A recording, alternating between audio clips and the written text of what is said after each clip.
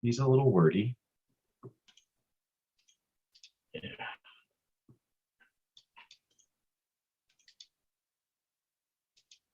Hello to all you patriots out there in podcast land, and welcome to episode 325 of Canadian Patriot Podcast, the number one book and rifle podcast in Book and Rifle Club podcast. I feel like I'm missing a word. In Canada, recorded November 29, 2021. As always, my name is Andrew. I'll be your Andrew again this week. Joining me is Gavin, your other Andrew, and Pierre, who has yet to have been Andrew. It's probably for the best, really. But we'd love to hear your feedback about the show. Please visit CanadianPatriotPodcast.com/feedback or email us at feedback@CanadianPatriotPodcast.com. Some topics you might want to send us some information on, or why Pierre should become the Andrew, or other right-wing books you'd like us to read. But no, not that one. Version of the show is available on Stitcher and iTunes. We need your help to support the show. Visit CanadianPatriotPodcast.com. Wow, man, I'm fucking it up. I can't read anymore. We need your help, as you can tell, to support Canadian Patriot Podcast. Visit patreon.com/CPP and become a Patreon. A better quality version of the show is available for $1. Show you're not a communist and buy a CPP t-shirt for just $24.99 plus shipping and theft. Visit CanadianPatriotPodcast.com homepage and follow the link on the right. And this is the last episodes where we're going to mention that we're doing a pre-order for hoodies. So send an email offthewallcustomizing@gmail.com, or if you're on the Discord, go down to the polls section and pick if you want CPP or a Ragnarok. And the only color option is black for these sweaters. We're closing it off on December 1st, and then probably try and start making an order by this weekend. So we'll reach out to everybody that's on the Discord and get you all the info. There's 65 a sweater plus 15 for shipping. Right on. I'm looking forward to getting another sweater. I'm also looking forward to my favorite topic. How can I trigger everyone with alcohol? We'll go anti-clockwise. Why don't we start with Pierre this week? Pierre, what are you drinking? 40 Creek. Just 40 Creek as all right. Good man. Proud of you, bud. Yes, sir. Sufficient. Yeah. Is it just the regular 40 Creek? It's not like the copper pot or anything, just straight 40 Creek. Just straight 40 Creek. I've been wanting to cut back on some sugar intake. So I figured instead of having 4 or 5 drinks before the show and then 5-6 drinks during the show, and then you think about it, you're like, man, that's a lot of Pepsi. Yes. And then I you remember realize my first year podcasting. Yeah. Right. And then you realize at the end of the show or end of the night, we chit chat and everything, and I go to bed. And I'm like, and I drink like a 2-6. I got to work tomorrow. So I was like, you know what? If I cut out some sugar, which is not bad for me to do, I tend to drink a little bit less. So it helps save the pocketbook. I don't have to buy Pepsi, and the 40 Creek lasts longer. And you won't get the diabetes. Yeah. I have a very important question with your whiskey selection. 40 Creek, from the freezer or room temperature? Room temperature. I didn't put my wife bought me those fancy metal bullets that you can put in the freezer. Nice. And they keep I have a everything set cool. of those from Angela. Yeah, they're awesome. The only thing that sucks is if you have it in a glass or a metal cup, every time you go to take a drink, it sounds like you're jiggling keys. Mm. Yeah, So that's the only crappy part. Definitely been worried that I was going to smash a glass using those at some point, because they are quite heavy. But no, I just drink room temperature, or sometimes I put it in the freezer. I don't putting ice, because then when we start talking 10 minutes later, that first sip is all slightly wannabe whiskey water, and it's just gross. So I don't put ice in my drinks. Fair enough. I think the only thing I had in my freezer in college was bottles of whiskey. So, Gavin, what are you drinking? I'm drinking the usual Signal Hill and Diet Pepsi this evening. But oddly enough, Signal Hill is kind of appropriate for this episode, as on the book cover, there's a Valkyrie. The interesting choice of the Fash Wave cover art that really has nothing to do with the content of the book. Well, it's got more to do with with Evola in general, I think, and his is sort of stuff. Like if you read some of his other works, like Metaphysics of War and stuff like that, he gets a little bit more into like the Norse aspects of it for cultural and heritage type stuff. I mean, fair enough. I think that. But yeah, I really wish the rest of the book. Well, hold on. Before we get into that, I must trigger my friends and some of my enemies with what I'm drinking. This comes to us from the suggestion of our former panelist Marty, who has been absent lately from the show, but still provides me with spicy takes and decent beer suggestions. Whitewater Brewing Company, out of the Ottawa Valley, has a peanut butter raspberry shake stout. It's exactly what you think it is. Yeah. It's so delicious. I mean, it is good. I don't go for fruity beer normally, and this has got a very the raspberry flavor. Anyways, yeah. Easy there, Chief. Can you call somebody Chief anymore? I think we talked about that on the show at some point too. No, the raspberry flavor is very forward, and I am not really a big fan of raspberry to begin with, and I'm not really a fan of fruit flavored beers either. So not really my thing, but like the peanut butter stout part of it, super on board with that. Big fan. The raspberry I could do without.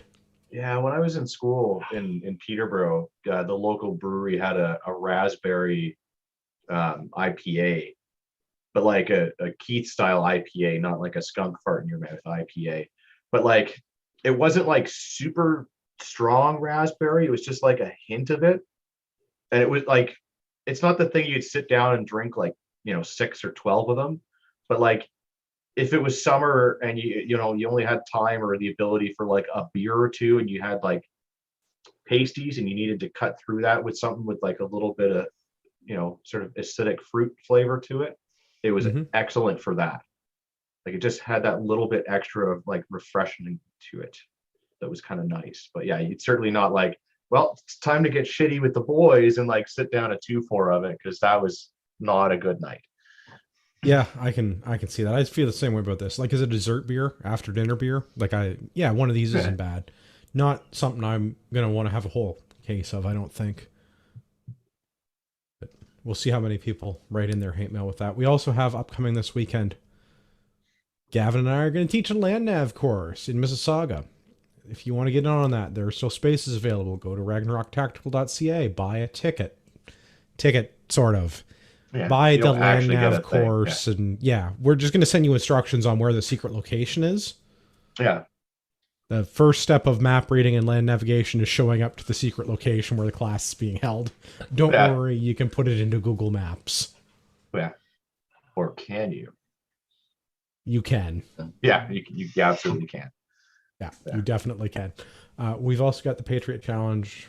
Every day, 5 things. Be a better person. Exercise, practice a skill, read a book, drink your water, and complete a task that'll improve your life. Section 74 challenges. I feel like it's just getting shorter and shorter every week. Fighting the government's silly gun laws is not cheap. Send them money. Go to the GoFundMe link in the show notes. The book? Okay, book club. It is, as has been tradition the last... Have we been doing this for 2 years now? Yeah. Oh, almost. I think we're coming up on January of 2020 was our first book club. Yeah. So, almost 2 years. So as is tradition, on the last Monday of the month, we do book club. We pick a book from the catalog of suggestions that I keep in a spreadsheet and share with the panelists. And we vote.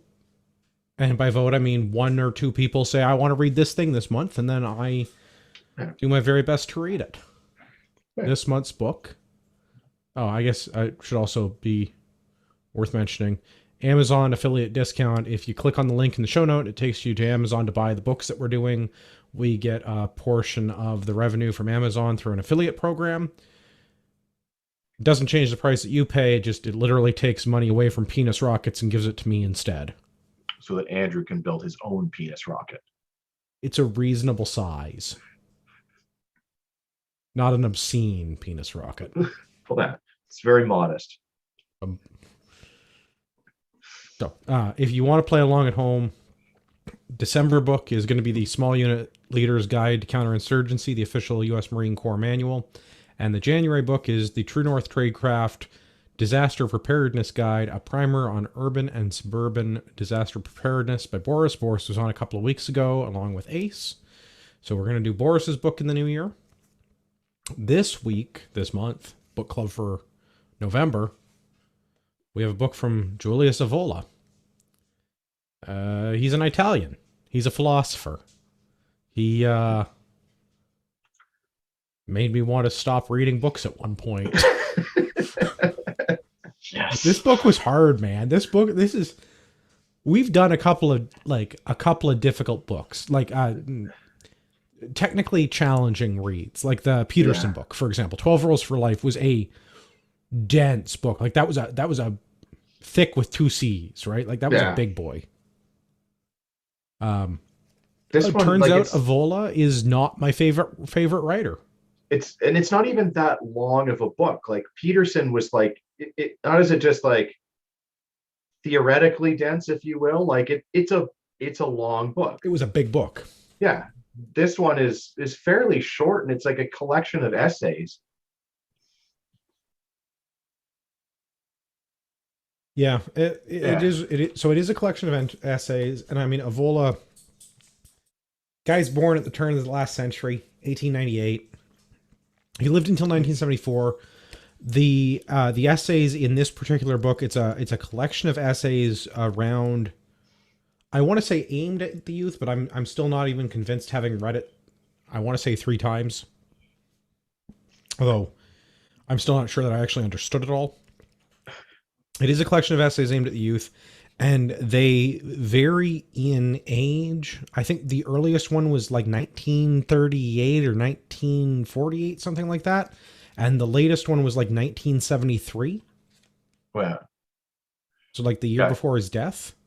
Yeah. So I think, it all was sort of like from the, right around the end of the war or right after the end of the war up until like, the sort of the beatniks in the 60s and stuff like that. And oh, it looks like I lied. It looks like the earliest one in the book was actually one of my preferred essays was 1933. Yeah.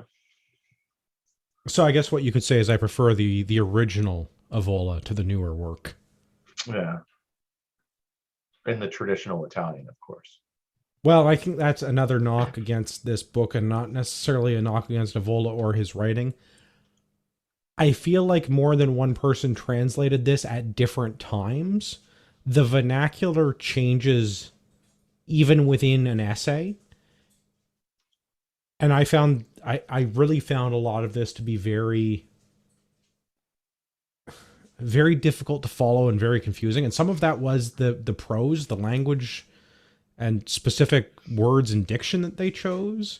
And some of it was just like the concepts are not laid out in a necessarily logical progression.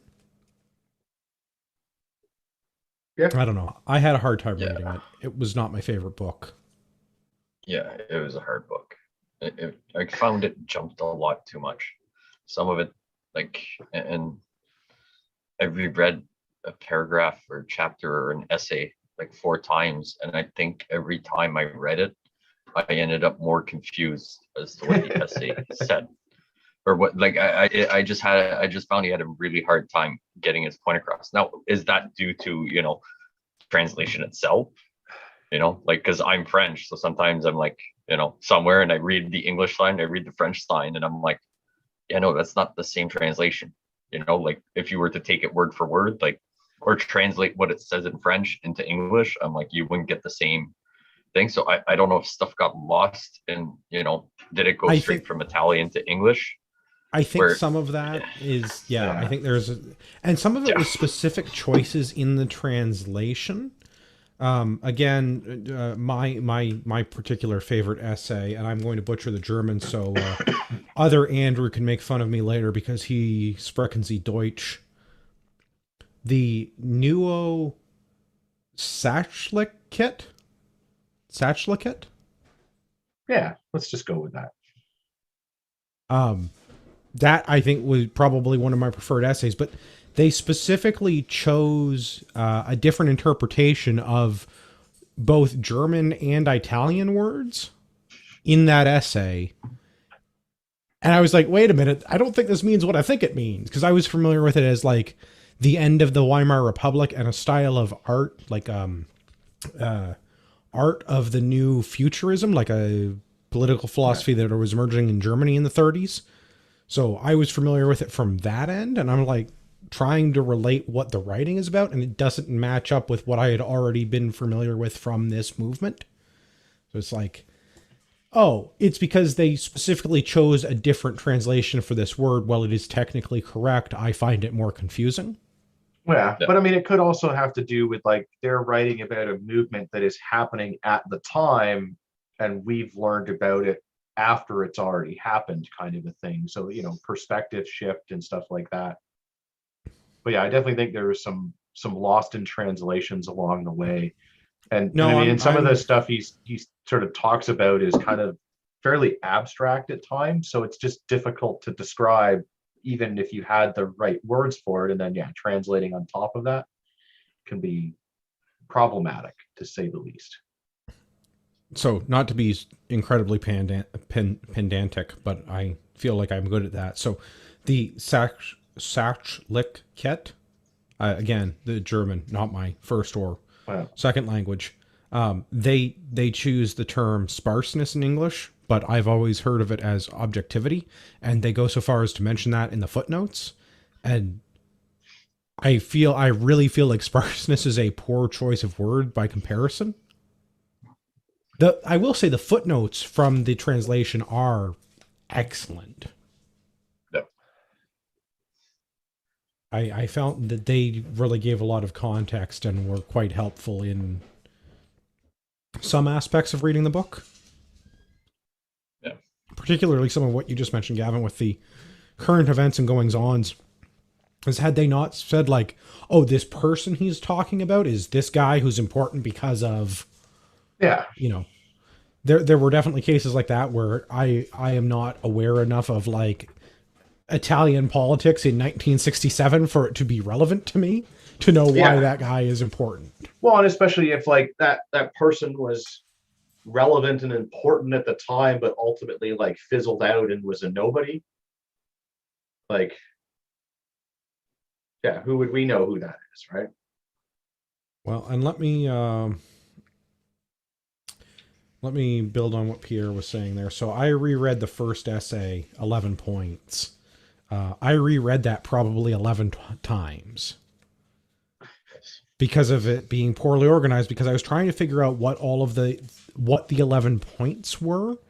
And I kept getting lost because there's not a clear delineation between them. And I was trying to figure out like, what's he getting at? What's he driving at? And like, I see why they organized the book in the way they did, because 11 points, for example, is like an overview of a political philosophy as it applies to people who are still curious about the world around them, which is what I'm going to say, rather than actual youth in like terms of age. People who are not 100% set in their ways. People who are not me. Because I'm old and you should get off my lawn. I'm young and you should still get off my fucking lawn. I mean, that seems very fair. I don't have a lot out of the first one, but if we start getting into the book, I did want to touch on the third point, which is Legionary Spirit. I don't have a good place to read from, but maybe I can just read the whole or part of the third point, because I think this starts to get into some good ideas. As spirit, there exists something that can serve as an outline for the forces of resistance and reveille. It is the Legionary Spirit. It is the attitude that no one knows how to choose the hardest life. Pardon me, more beer. It is the attitude of one who knows how to choose the hardest life, to fight even when he knows the battle is substantially lost, and to confirm the words of the ancient saga, loyalty is stronger than fire. Through him, the traditional idea is affirmed. It is the sense of honor and shame, not half-hearted measures drawn from half-hearted morals, that creates a substantial difference, an existential difference between beings, almost as though between one race and another race. On the other hand, there is a realization that belongs to those whom what was at the end now appears only a means. They recognize the illusory character of manifold myth, while leaving intact that they know to follow for themselves on the frontiers between life and death beyond the world of the contingent. These forms of spirit can be the foundation of a new unity. What is essential is to seize them, apply them, and extend them from wartime to peacetime, especially this peace that is only a moment of respite and a poorly controlled disorder, until distractions and a new groupings are established. This has to happen in rather more essential terms than what might be called a party, which can only be a contingent instrument in view of given political struggles, in terms more essential even than simple movement, if by movement we understand only the phenomenon of masses and aggregation, a quantitative phenomenon more than a qualitative one, based on emotional factors more than severe, clear adherence to an idea. What we are hoping for, rather, is silent revolution, proceeding in depths in which the premises are created first internally and in individuals of that order that will later have to affirm itself externally as well, supplanting suddenly, as the right movement, the forms and forces, the world of subversion. That style has yet to achieve prominence in the one idea that holds his position out of loyalty to himself and to an idea, in an intense absorption, in a rejection of every compromise, in a total commitment that must manifest itself not only to the political struggle, but also in every expression of existence, factories, laboratories, universities, the streets, and the very personal life of the affections. We need to reach the point where the type for which we speak, which must be the cellular substance of our group, is completely recognizable, unmistakable, and differentiated. Then we can say, he is one who acts like a man of the movement. This was the commitment of forces that dreamed of a new order for Europe, but which was often frustrated and misled in realizing that by manifold factors. Today, that commitment must be taken up again, and today the conditions are basically better because the situation has become clearer. We only need to look around from the public squares all the way to the Parliament to see our vocations are being tested, and that we have clearly in front of us the measure for which should not be. Before a world of mush whose principles are, you have no choice or else. We'll have time for morals after we take care of our stomach and our skin. Parentheses, stuff that's not important. There is also, these are no times in which we can permit ourselves the luxury of having character, or last and least, I have a family. We hear these slogans, we know how to give clear and firm response.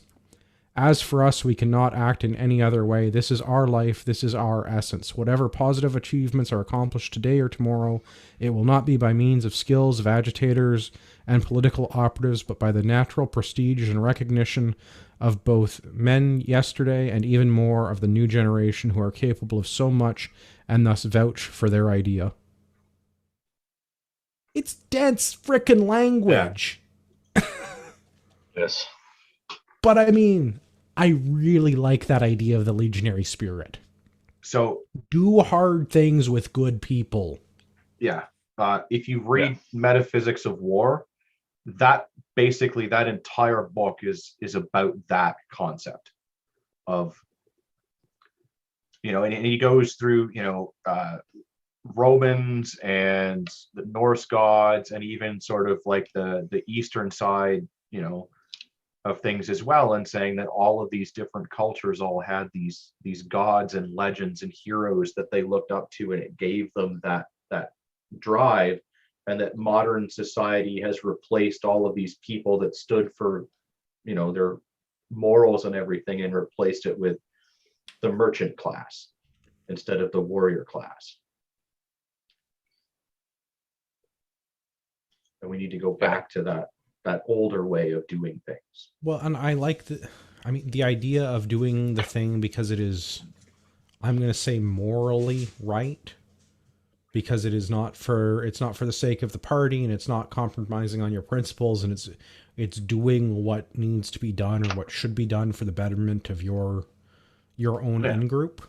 And if sticking to your morals means going without something, then you stick to your morals and go without it. Yeah. This isn't about your comfort level and that being the priority. The priority is be a moral person. Do the right thing. Well, do the right thing. Let's talk about a couple of the wrong things. Without the French Revolution and liberalism, there would not have been a constitutionalism and democracy. Without democracy, there would not have been socialism and demagogic nationalism. Without the preparation of socialism, there would not have been radicalism and finally communism. The fact that today that we see these different forms frequently together or in opposition should not prevent an eye that sees clearly from recognizing that they belong together. They are linked. They condition one another in turn, and they express the different steps of the same current, the same subversion of every normal and legitimate social ordering. The great illusion of our days is that democracy and liberalism are the antithesis of communism and have the power to stem the tide of the forces of the low, what is called the progressive movement in the jargon of the labor unions. This illusion is like saying that dusk is the antithesis of night, and an illness in separate stage is the antithesis of its acute and endemic stage, or that diluted poison is the antithesis of the same poison in its pure and concentrated state. The men in this government of this liberated Italy have learned nothing from the recent past, although its lessons are repeated everywhere monotonously. He goes on, he makes fun of a bunch of stuff going on in Italy at the time, but I like this. Democracy is not the antithesis of communism. Yeah. Just, maybe a couple of steps further back in the progressive chain, but it's not the, yeah.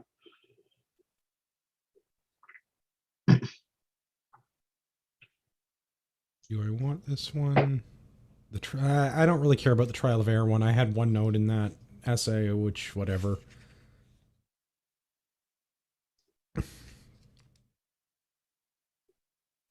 The Right and Tradition. Maybe there's a couple things in The Right and Tradition worth talking about. This is one of his later essays, 1972. And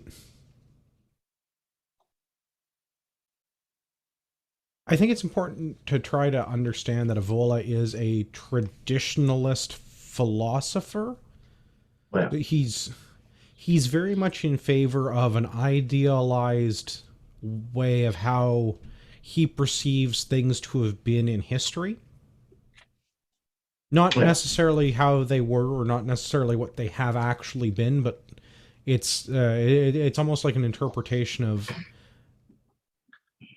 things were better in the before time because the way that we did things is better than the way that we're doing them now, and that may or may not actually be true. Yeah, I mean, he's got a case of the when-we's, right?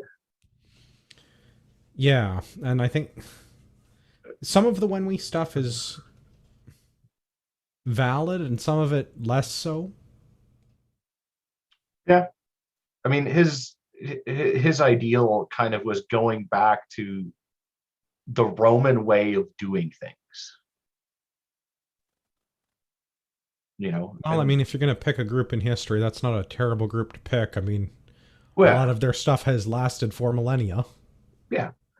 But I mean, with the whole, the way that they had tradition, because yes, he is a traditionalist, or what he perceives to be the tradition of his preference, and going back to that way of doing things, and in some ways that is right wing, and that's kind of why he kind of, I wouldn't say sided with the fascists during the war, but was kind of like, well, this gets me one step closer to where I need to be, and then we can deal with this whole fascist thing after the fact. But we're one step closer to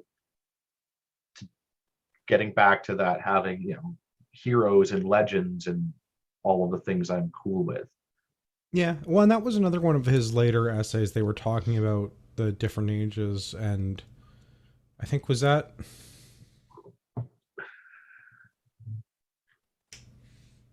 psychoanalysis, the protest, or maybe against the young. It was one of the later Yeah. essays in the book that they were dealing with, like the golden age of heroes.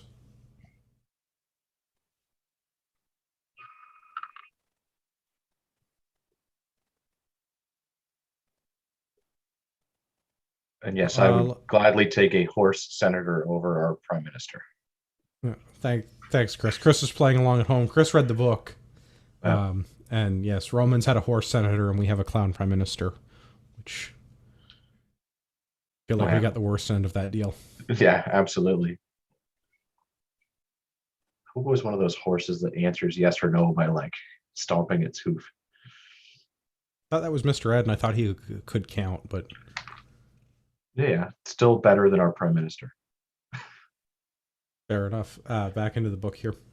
Even when by extension one speaks of right-wing culture, orientation, and worldview, a purely negative definition is easier to give, yet it is clearly incomplete. It is necessary to introduce positive principles in order to underpin the genuine antithesis, principles which ultimately are bound to have a traditional character. Only it is opportune to note that one must draw upon a particular and eminent concept of tradition which, with the definition given by a corresponding current of thought, has commonly come to be spelled with a capital letter, and not merely for a rhetorical emphasis. A generic traditionalism of the empirical or simply historical sort is not enough, but it is often this is all the factions of the political right amount to. We have already noted this is quite natural for it to be conservative, as such also traditional in the sense that it refers to a given system of principles and instructions which it seeks to maintain or safeguard. At this level, the right clearly remains within the boundaries of factuality or indeed relativity, the point of reference merely being the one which is happened to inherit and which is only assigned any value as something to be conserved and preserved for this reason. Keeping things the way they are for the sake of things being the way they are. And Avola does not spell it out as clearly enough as I would like through the right and tradition or any of the other essays in the book. But the conservatism being on the right side of the political spectrum is not... They are not necessarily the same things. Conservatism, having things stay the way that they have been, or enforcing so-called traditional values on society, is not the same thing as right-wing politics. Yeah. I think I think that one goes a little deeper, guys. Can you hear me? Yeah, go ahead. Okay, because if you're looking at I assume this book has drawn up on Mussolini's rise, but even Hitler's rise too. I mean, there was a state that was brought in to cause the people to think that they've been defeated or things have been stripped away. And the reason why these two usually build up, and I'm sure it worked for Saddam Hussein and everything too, is that they draw something in history or distant memories where they're at one time victorious and use that as a rally symbol. Yes, yeah, I think that's the same idea as the conserving and their maybe flawed traditional view of the world. Yeah, I mean, flawed is maybe too strong of not the right type of language. Maybe it's more of a idealized view of the world. Yeah. Well, and associating with symbols that are not necessarily related and things like that. So if you go back to Metaphysics of War, you mean like putting a Vulcanite on the cover? Well, exactly. So like if you read Metaphysics of War, like some of the essays in that actually kind of bash Nazi Germany and for like doing it in the wrong way. So like they're trying to establish a tradition for the people to sort of build themselves back up to this. And that's why you look at a lot of like the Nazi stuff using things that they stolen from like the Roman Empire with the, the standards and everything. And then a lot of the, symbols that they took from, the Vikings and things like that to sort of loosely tie the Germanic people to the Vikings and this Viking spirit. And even though those peoples are related, they're not really related and all those, but trying to tie that whole bloodline thing in there to show like, we come from great people, let's become great people again. Well, maybe a little bit more on defining the right. And yeah, it's traditionalism, but it's not necessarily conserving your traditions. It's creating false ties to somebody else's traditions. But that's where Evola was like, I'm kind of on board with this because it gets me halfway to where I want to be. Turning our gaze to what is or has been labeled right-wing, some clarifications are in order in the light of which have been argued so far. Talk has been made of the right as an economic front more or less associated with capitalism, an easy target for Marxism and other forces of subversion. I like this guy. In this respect, a lamentable downgrade is going to be observed, although one must acknowledge that even in this material sphere, there are some structures worth preserving and safeguarding. More generally, there is a right which is chiefly defined by the conservative tendencies of the bourgeoisie middle class, and this has especially been the case in Italy. In other countries, the points of reference partly stem from the higher level just described. The traditional French right has essentially been a Catholic and monarchistic one, although reservations have been expressed with regard to a certain kind of Catholicism of the sort embraced by Charles Maurras. When this religion has been taken up as more than just political background for the right. A sort of monarchistic mystique is implicit in the right of the Anglo-Saxon countries, which is also no need to refer to Catholicism alone. Protestantism has served as a point of reference in much the same way. The Protestant Bismarck was a leading exponent of the true right, no less than the Catholic Metternich or the Catholics de Metter. And we go into a bunch of other Prussian stuff, but more of the same theme here. The right is not just the economic right. It's not just capital. It's not just capitalism, but it's also not just the, in the European sense, the traditional religious right, the monarchistic right of many European empires. Right, I don't know, maybe it bears explanation for listeners that are not super up on parliamentary politics. Most European countries work the same way that I shouldn't say the same way, in a similar fashion to how our parliament works. We group the parties into a left and a right because of where they physically sit in the houses of parliament. So in England, as an example, the most loyal opposition sits on the left, and the monarchists sit on the right. And this is true in most parliaments, and ours is laid out in a similar way, where we have the whole two sword lengths apart in the middle, and we set them left and right based on their political allegiances. Yeah, and it's only okay to cross lines to elbow someone in the tip. Well, that's why we got two sword lengths. You're supposed to keep them from being able to do that. No, some swords are bigger than others. No. Yeah. But it's only okay if the left crosses over to the right. If the right crosses over to specifically the left, for the purposes of elbowing. Yes. Yeah.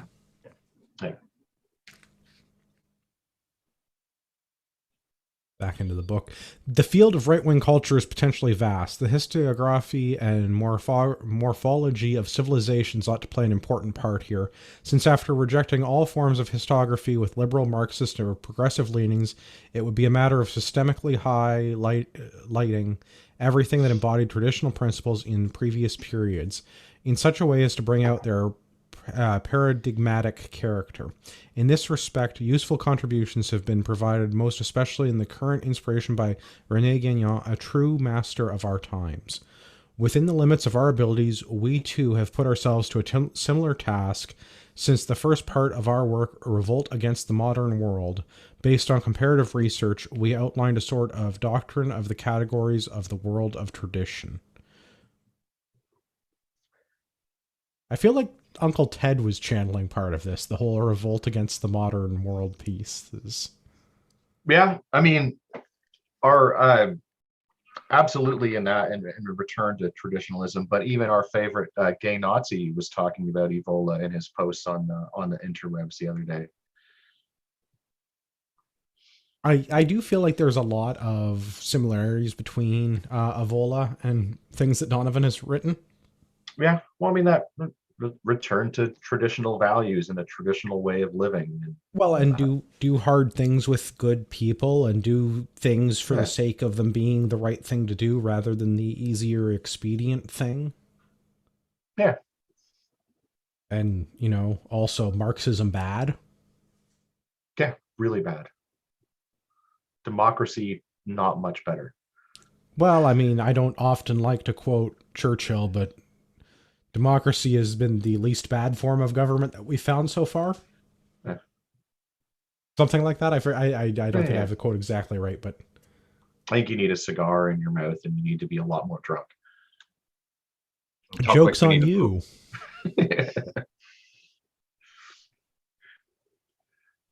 In that same vein, I've got another section from another essay, Revolution from Above. This is one of the later essays, 1973. The revolt against all these features of a society presenting so many problematic aspects may seem legitimate. But what distinguishes the final times is the lack of any rectifying, liberating, or restoring action from above. The fact that the often necessary initiative and action towards radical change is allowed to be carried out from below.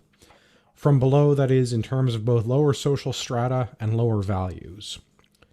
The almost inevitable consequences of this is the shifting of the center of gravity to a level that is even further down than the structures of which have entered into the crisis and lost their vital content.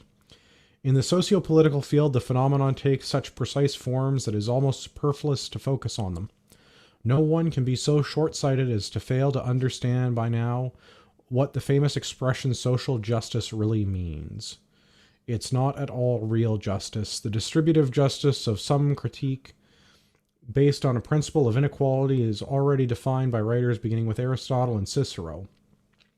Rather, it is a partisan pseudo-justice exclusively serving the interests of the lowest strata and the so-called working class, to the detriment of other classes in the name of myths whose only purpose is to gradually pave the way for the rise of power of leftist forces. This extremely organized, systematic, and almost unrestrainable action from below is often associated with the Rosicrucian lie. It's Latin. I don't Latin, guys.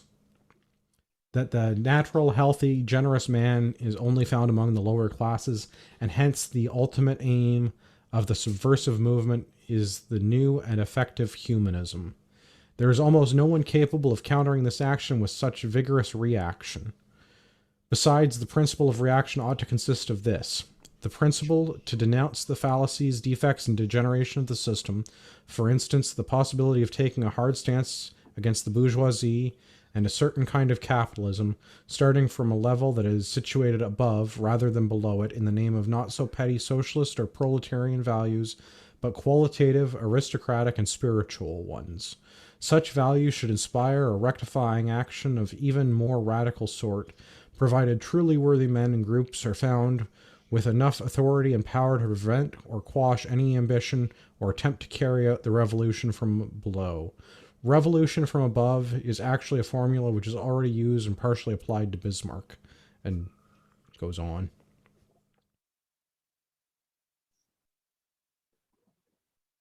Reject modernism and overthrow subversive elements that are demanding social justice. I think he pretty much nails from this. Yeah, he pretty much nails the whole social justice warrior thing, right? Yeah, so social justice warriors in 1973. Well, not much has changed, except for now we have Facebook. Internet. Well, I mean, they have Facebook and internet. Anyone that would be, akin to Ebola gets, deplatformed instantly. I mean, the world could use some more Ebolas. I don't know that I necessarily agree with everything, and again, part of it is maybe the translation, but like some of the ideas I feel like it's like Professor Ted's work. Like, I don't always agree with the execution, but the concepts are there. Yeah, Marxism bad. Democracy also not great. Yeah. Allowing the bourgeoisie to have a say over how we run society, not really on board with that. Also, not allowing capitalists to have the exclusive say over how we run society. Yeah. I can get with some of this. Yeah. Yes. I mean, I'd learn Italian. Buongiorno. Yeah. I like A pizza. lot of hand movements.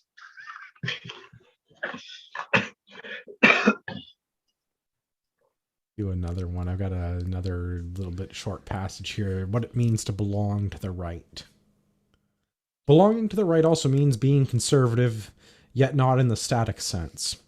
The obvious assumption is it remains something must be worth conserving, which raises a difficult problem in relation to the recent past of Italy after its unification.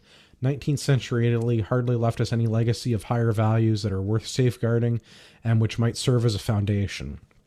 Going back further in time, right-wing positions are only sporadically to be found in Italian history, with the missing, what is missing is a molding unitary force of the sort occurring in other countries, which have acquired solidarity through the ancient monarchistic traditions of an oligarchy. Be that as it may, what the claim of the right must be characterized by static conservatism means is that certain values and underlying ideas must indeed there be as firm foundation, but must be expressed in different ways, in keeping with the time so as not to be let one's own self be overtaken by them. This enables one to avoid being left behind and to grasp, govern, and absorb anything that may emerge as the context changes. It is only in this sense that a man of the right may conceive of progress, and not as mere forward movement, as is all too often held to be the case, especially on the left. In this context, Barneros quite rightly remarks in The Escape Forward something in what I assume is Spanish, maybe Italian. I can't read it. Same thing. Progressivism is a whim alien to any right-wing stance. This is also the case because with respect to the course of history in general, and in particular to spiritual values, as opposed to material values, technological advancements, and so on, the man of the right tends to detect a fall, not any progress or genuine ascent. The developments taking place in present-day society are bound to confirm this belief. Our right-wing stance is necessarily anti-collectivist, anti-plebeian, and aristocratic.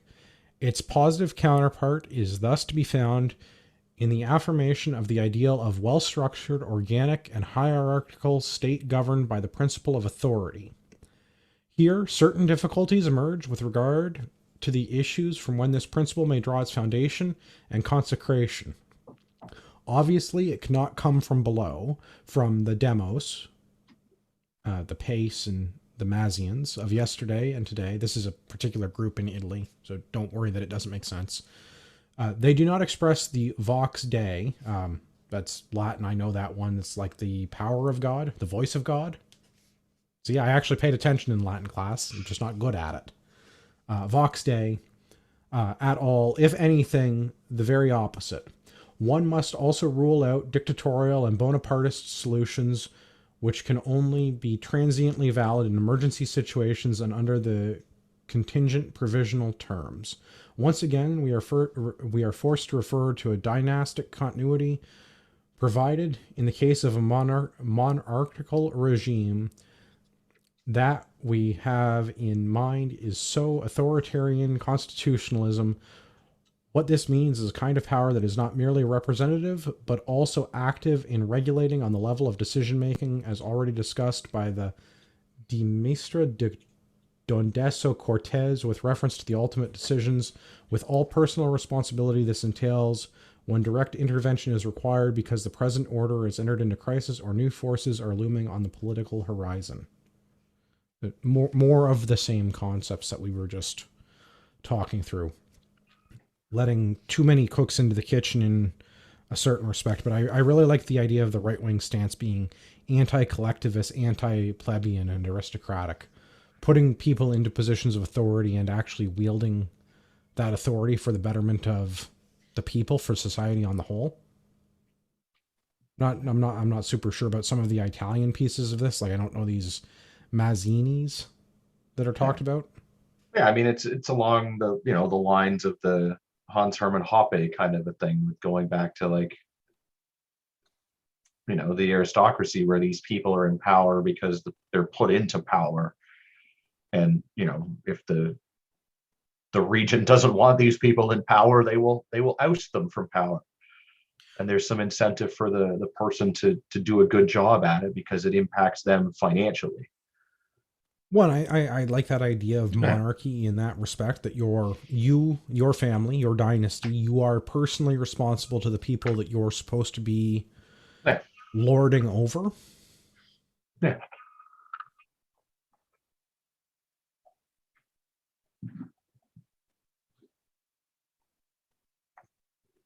More book. I think we're going to skip my favorite essay and come back to that, because I could talk about that one for a few minutes. Is that the jazz music one?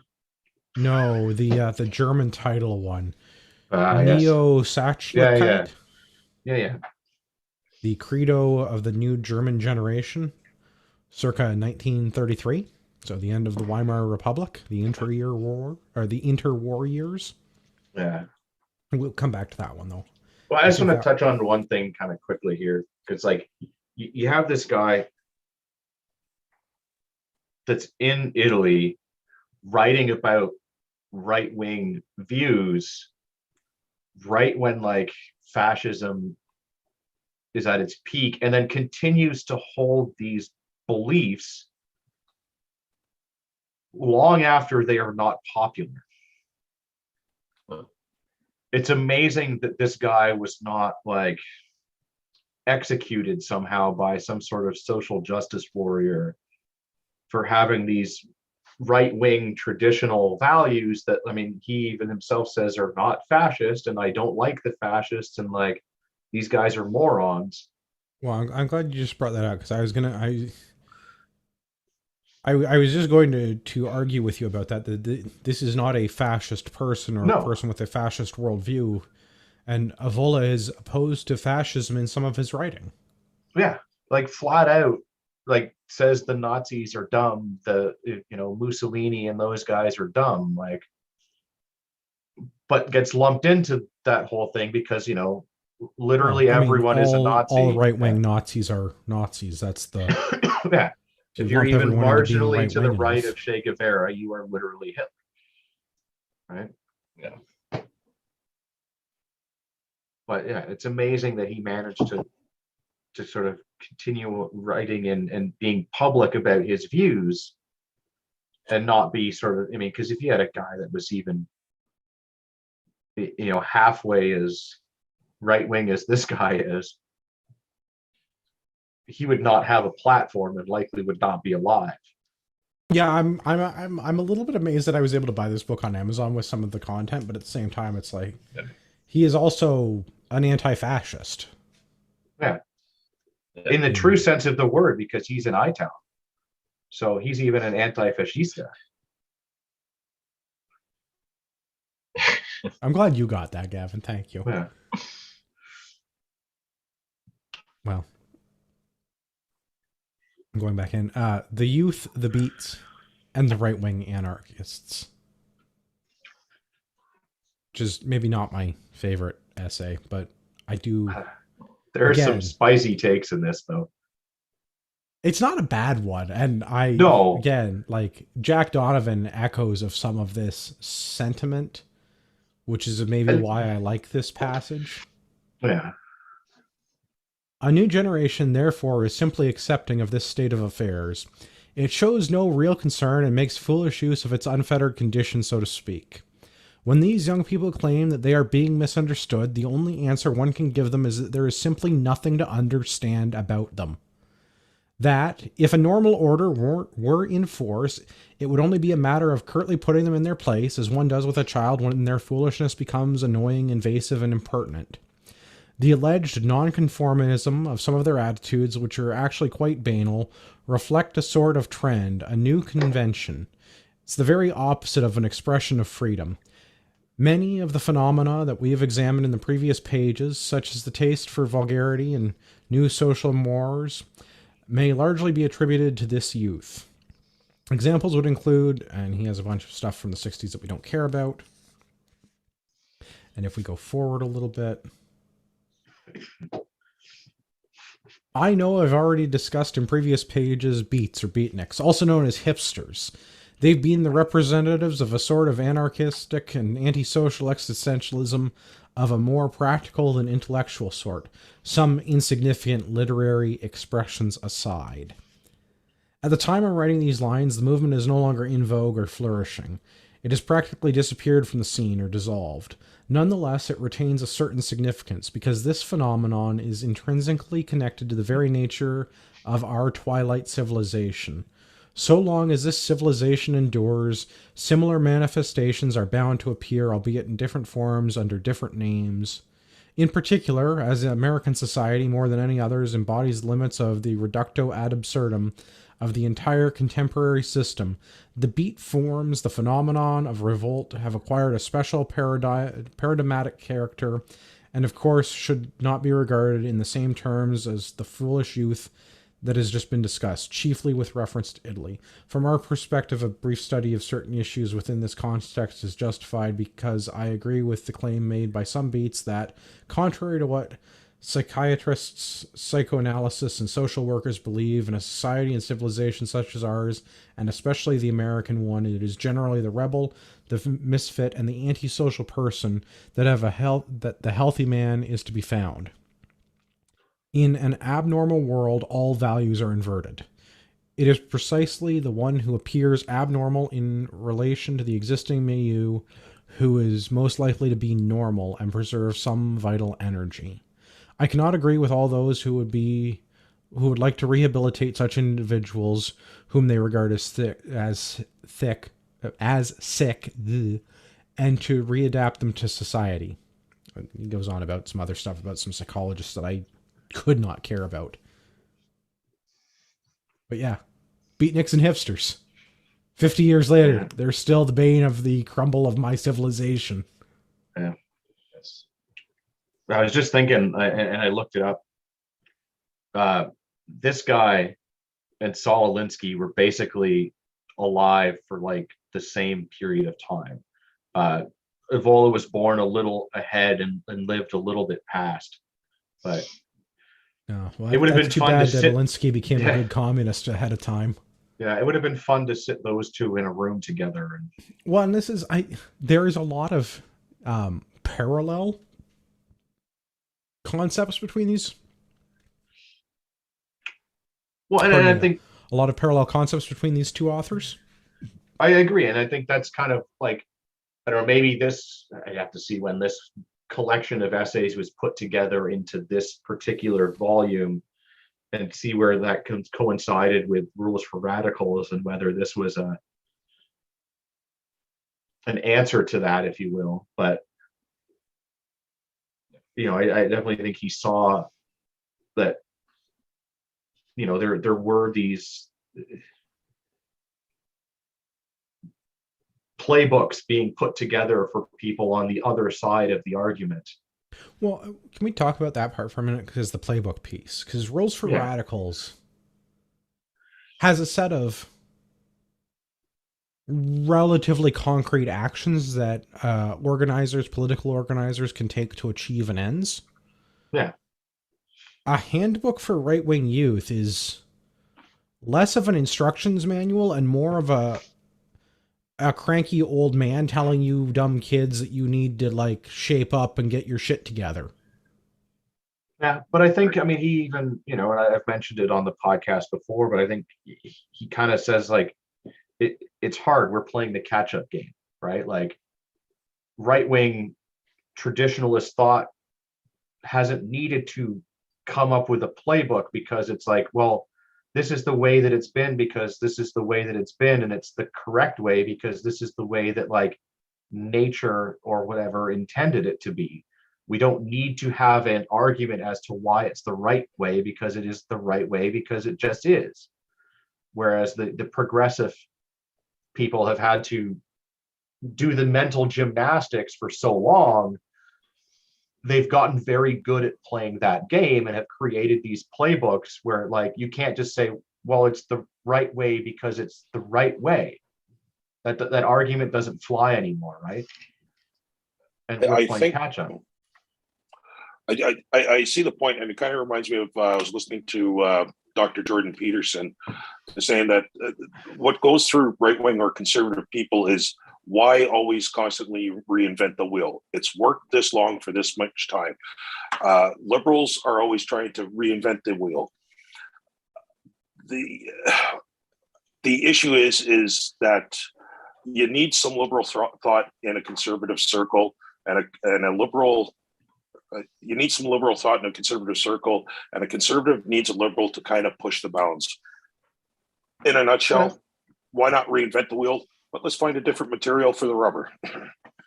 Yeah, no, and I think even like Donovan gets into that in some of his books, where it's like you need a little bit of that. Well, maybe you should consider their feelings a little bit.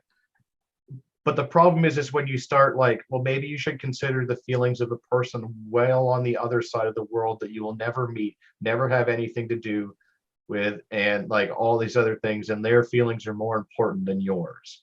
So like, it's the scope, right? Like, this is where you get into that reductio ad absurdum piece. Is you can't care about everyone, even though the leftists might tell you should. Yeah. So in moderation, all things are good, and you need both sides of those things in order to have a healthy community. When the community starts to get too big that it's no longer a community, like a local community, and it's now a global community, then it starts to become just ridiculous and impossible to do. But I'm okay with worrying about if I decide to build a giant bonfire in my backyard if my neighbor has an issue with it. But if someone 4 towns over just doesn't like people having a fire in their background, well, your opinion doesn't matter, right? I'm not saying that we should, like you were saying. I'm with Pierre. We should violently oppose their opinion about fires. Yes. Oh, okay. Well, I'm not totally against that either. Get the tiki torches, but right, like, I mean, take it into consideration, right? Like the left is always like, oh, how are the feels? Let's make laws about feels. And I'm like, well, feelings don't really need to be intertwined with laws, but in a small group, or your town, or respect people you're going to interact with all day, every day, or people you might need to not necessarily like, but if you're not a fan of your neighbor, well, they live right next door, you're going to interact with them at some point, be respectful. When you deal with that on the local level, right, there's a level of respect there, or at least a level of, I need to live with this person even if they're an insufferable asshole. And if doing this thing, even though I really want to do it, makes my life miserable because they're going to come over and be just a complete dick about it, then I may not do this thing, or at least not do it that often. So you don't even need a law about it. It's self-regulating. Yeah. Right. And that's a good thing. I'm not going to be an asshole, and I'm going to go, if I decide to have a big get together and have a big crazy night and everything, right? Like, go for war and just be like, hey guys, I'm thinking, for all people have company coming over, there's sleep schedules, all that, just but that's just being neighborly, right? Like, we don't need the left telling us. That's the difference. Is there's that, like, yes, you need that polite, considerate, thinking about the big picture thing and all that, and not just me attitude, because you need to live with your neighbors. They could make your life miserable if they all don't like you. Right. So, and that's the thing, right? Like, you always got to put yourself in their shoes too, right? Like, would you prefer, if you want to have a quiet night and someone decides to have, you care what your neighbor one thinks, of those, or does, you care what your neighbor's neighbor, and maybe even your neighbor's neighbor's neighbor, but like, eventually you get to a point where, like, I just don't care about this guy anymore. And why is him getting butthurt about me having a party when, like, he can't even hear it? Yeah, exactly. Right. Only worry about the stuff that's going to directly relate to anybody within the vicinity of where you are. But past that, get out of here. The super progressive left wants you to care about people on the other side of the world, that them living or dying, while tragic to their friends and family and everything, has no bearing on how you live your life. But they would like it to be like, well, you directly affected their life by burning too many hydrocarbons in your fireplace in the winter in Quebec, or something stupid like that, right? So if we learned anything, is we should all send an email to Ian before having a fire and make sure it's not going to bother him out in BC. Exactly. That's the left way. Yeah.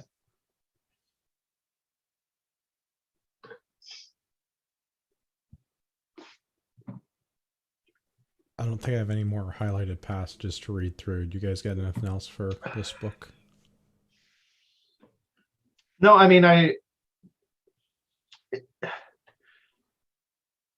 think it's one of those things where he really needs to get better at wording things, which is impossible now because he's dead. But if you can get past some of the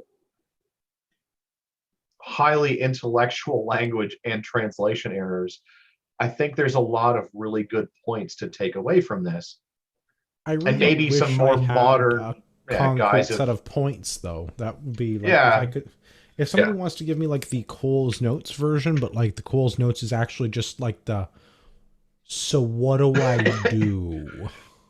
Well, and that's I don't think there is I don't think there's an equivalent to the Rules for Radicals out of this. I think it's just you going and living a traditional life in the way that you envision a traditional life and finding as a straight white married man with children. I really can't do much more to offend people in a traditional sense. But I think for people that attempted this book and liked it, maybe read a Handbook for Traditional Living, which is written by a group of Italian authors that are influenced by Evola and some of the other people that were writing about the same things around the same time. It's sort of, I don't want to say dumbs it down, because at points it's still kind of intellectual, but it's certainly less highbrow than Evola is. It does make it a little bit more common man reading. But again, there's still no real set of step one, do this. Step two, I really want to get to the point where it's okay, so at how close are we to the helicopters and throwing communists out of it? Well, I think we need to read Pinochet's book on that one. Well, I would like to know how do we get the helicopters, and then how do we chuck commies out of it? That would be the... Yeah. I think we missed our opportunity with Afghanistan. Yeah. Well, I heard that everything must go sale a couple of weeks ago. Yeah, we really did miss out on that fire sale. Yeah. So Gavin has made his additional book recommendation there with Rules for Traditional Living. There's another book that was mentioned in this, and I think the reason why I might like Nuo Shaklakite as much as I do as an essay is actually because it's not primarily Evola. It's a response to another book from a German, Franz Matzke. The book is Confessions of Youth. And I think I might like that essay specifically because half of it is just excerpts from another book. So I think Confessions of Youth might go on my personal to read list when I get some time off. Yeah, I'm trying to slowly work my way through the Evola. Metaphysics of War, I think, was a really good one. Is it more linear? Because I'm really having a hard time with it. Really, these essays jump around a lot, and I think that might just be the format of them having been I think they were trying to. Well, and I think they were trying to assemble things, and not necessarily in chronological order, but to present their concept of what the youth needs to do or needs to consider doing, but without having a step one, step two. Metaphysics of War basically only deals with that sort of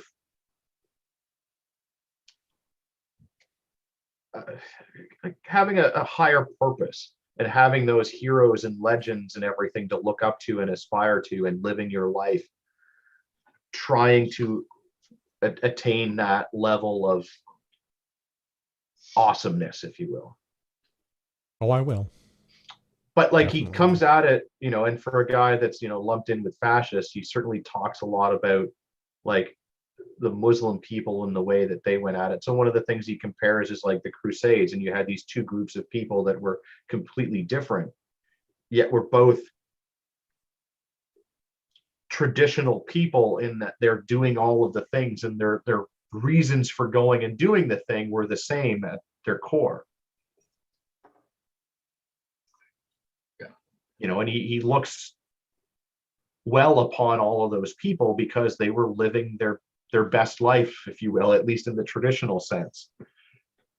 And they had that higher purpose and higher calling and all of that, and values and morals, and that's what they were doing. Whether they were right or wrong, they stuck to those values and saw them through to the end, even if that end was hopeless.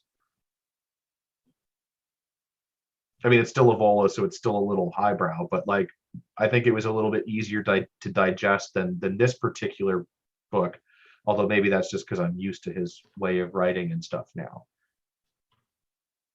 But I would recommend that one too. I really liked it. All right. Anybody got anything else for this one? Try and find the time to read it. But it's not an easy, like, it's not an easy read. Like I had a very hard time. Like I didn't finish the book. And normally I'm not a good reader. I speak okay-ish. And I had a very hard time with this book. But I want to finish it. I'm going to finish it. So I'm not, and yeah, I just found it very hard to try and read it. I just the nice thing about the essays is that you can like read a single essay, set it down, read something else that's way more fun and digestible, and then pick it back up and read the next essay, because it's not so much like the storyline. It's not a crazy storyline where you can forget something. So that's the nice thing about it. So I find it's a hard read, but it is a book that's worth it at some point, especially if you're like, I don't know, hunting by yourself and like nothing's coming out for a week. You might come out more confused than anything after that week, but definitely try and find somewhere to etch it in. And that are just like pull a Rogan, set yourself up in a cabin, do some DMT, and sit down with the book and just have a good time. No, you can probably have a conversation with them. Yeah. It was a tough read. I will give you that. This one was up there for difficult books that we've tackled. Yeah. Way less infuriating than some of the others, though. Difficult, yes. Yeah, I wasn't mad. I don't think I've had to get the dictionary out as many times for any other book that we've done on CPP. What is polemic, and why does it keep coming up? Yeah, and that's even with the amazing footnotes. Well, and so that there was a couple, and polemic is one of those words that keeps getting reused because I think we're like stuck on some maybe not so super good translations. But after like the third time that I saw it on a page, and I'm like, okay, even in context, I don't know, I don't get it. Like, but yeah, polemic was one of those words that I really wish I had an electronic copy so I could do a word count on, because it kept coming up. Like, I don't know that that's actually the best word to use in this situation, but okay, sure, that's what you've decided to do. We can roll with it. But like, yeah, the first essay, when it came up 3 times on one page, I was like, okay, I gotta look up what some of these mean. Polemic sounds like it's a nicer way to say I'm going to attack your character. Yeah, I mean, have you heard that outside of this? Because I hadn't. It probably died sometime in the 50s. Yeah, well, that's some of the translation was a little bit little rough. Yeah, but I mean, like, it seems like a bunch of the books we've done lately, though, like, even though it was written, in the past, they certainly seem to be nailing certain aspects that are like bang well, I on like that today. we're still blaming beatniks and hipsters. Well, yeah. I mean, they're not doing the whole like black sweater with the black beret thing like they were, but like, same difference. And didn't the term hipster come back? But it did. And I dislike them as much now as if all I liked them in the 60s. Yeah. I don't know. I thought it was good. It was tough. It was a difficult read. I think I really want somebody to tell me what to do. And we've never done a book where somebody actually like gives me the information I want presented in the way I want. It's the same complaint I have about the end of industrial society and its future. The first 2/3 are great, but like, okay, so what do we do about it? Well, I think you run in a woods. Right. So send mail to people, I think is the answer to that one. Yeah. So the only person to give me like useful advice here is Jack Donovan, who says go live in the woods with your friends. Yeah, build a gang. Okay, we've done that. Now what? Well, I mean, he also gives us the answer to that. No, that as well. It's like, okay, so go and fight another gang and keep them away from your fire, and also your women. Yeah. Which is really easy for his gang because they don't have any women. Well, I was just about to say, I'm pretty sure he means his men. Yeah.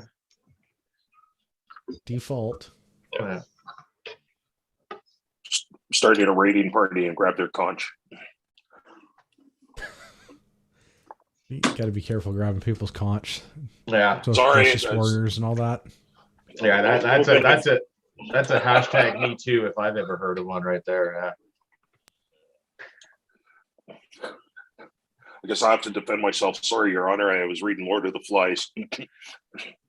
Well, we should do that as one of the books too. Yeah, I don't know if I ever need to reread that book. Let's reminders for December and January. December's book, Small Unit Leader's Guide to Counterinsurgency, the official United States Marine Corps manual. And January is the True North Tradecraft Disaster Preparedness Guide, a primer on urban and suburban disaster preparedness. I wonder if Boris wants to come on while I pick on his book. Apart his book, yeah. No. Let's just fucking just eviscerate him. I don't know. I feel like I'm going to have an easier time of Boris's book than Julius's book. Yeah. Yeah, he didn't have to translate it from another language. Yeah. Yeah.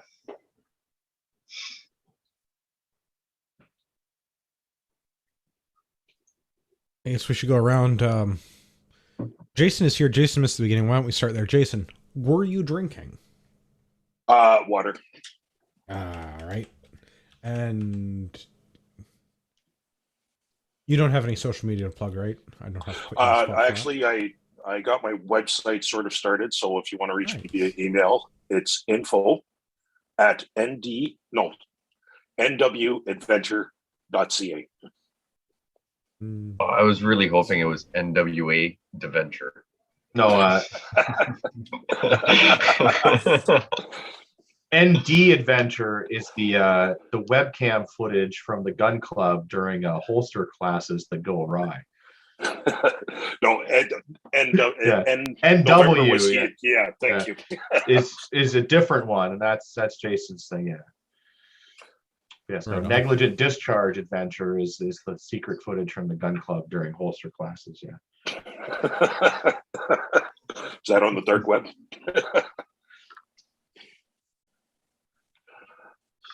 Pierre, where can everybody find you, and remind everybody about sweaters because it's that time of year. Yes, it's that time of year. You better get two of them, one for you and one for your girlfriend to steal. Yes, hence why three if you're getting married. A second one. Yeah. Yeah, actually funny enough, Andrew messaged me. He's like, yeah, get me another one. He's like, my wife likes the sweater. I need another sweater. So yeah, we're doing pre-sale sweater, CPP, as well as Ragnarok. The Ragnaroks are a little different than the one I'm wearing. Because I make them, I get to play around with it and make my own designs. So we've got Ragnarok going up one arm, Tactical on the other, and just Star in the middle. I don't know, you've probably seen Andrew Gavin and a few people around with them. So we're making those. December 1st is our cutoff for pre-orders, either on the polls for Discord, email off-the-wall-customizing@gmail. Let us know size, which sweater you want, what design, and include the color. It's black and only black. If you put anything else, you'll end up with a black one. And we're good to go from there. So just to confirm, it's going to be in black? Yeah. Yes. All right. Unless you pick something else. Yeah. If you pick something else, I mean, you can think it's not black, but it's going to be black. I like it. Gavin, where can everybody find you? This weekend you can find me in Mississauga if you want to sign up for the Ragnarok Tactical Land Nav and map reading class in person. I'll be there. Yeah. Otherwise, the best place to find me is on the Instagram, UrvexGTA, all one word. If you've listened to this much of the podcast, you deserve a discount code. When you're shopping at Ragnarok Tactical, use the discount code Patriot at checkout. Save yourself some money. It's fine. You're not literally taking food out of my child's mouth, but I mean, that could be money that I could be using to pay for food to put into my child's mouth. So, or build a penis rocket. Or build a penis rocket. Well, we're using the Amazon money to do that with, but... So just order a crap load of stuff on Amazon, use the affiliate link, and then you don't feel as guilty using the discount. Yeah, exactly. It balances out in the end.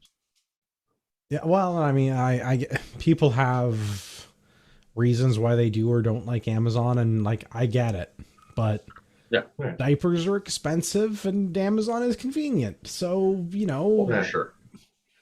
Pros and cons. Yeah. And if all the kid's going to do is literally shit in them and then you throw it out, why would you spend precious hard-earned money on it when you could not? And the other best part of doing that is you don't have to interact with anybody. Yes. And some rich billionaire asshole builds penis rockets with the profits. At least he's doing something with his money, right? Yeah. I guess. I also want to remind everybody to send their hate mail. If you liked Julius Evola or didn't, let us know. Send your hate mail to feedback at... that's the right website. No. Feedback at CanadianPatriotPodcast.com. Yeah. Let us know what you think. And I haven't asked for a while, but like, if you're still using iTunes to get your podcasts, if you could leave a review, it would be cool. Yeah, there was a time when we were like in the top 5. Yeah, top 5 Canadian content. Yeah. And yeah. So, I mean, if people can go on, that would be cool if we could get some more reviews. Or if you leave a review on another podcast service, I mean, iTunes is still like the big library that everything else, for the most part, aggregates from. Right into your other, like, not favorite podcast, but second, third, or fourth favorite podcast, and leave us a review on their podcast so that they have to read it. That'd be great. I mean, stranger things have happened. Yeah. I have to apologize to Rod Giltaka. Rod is out trying to save everyone in BC. They're completely washed out. The highways are closed. BC is doing to Vancouver what I want to do to Toronto. Rod is doing his best to get by in that difficult situation. For all you listeners out there in podcast land, I'd like to remind you that you are the true North, strong and free.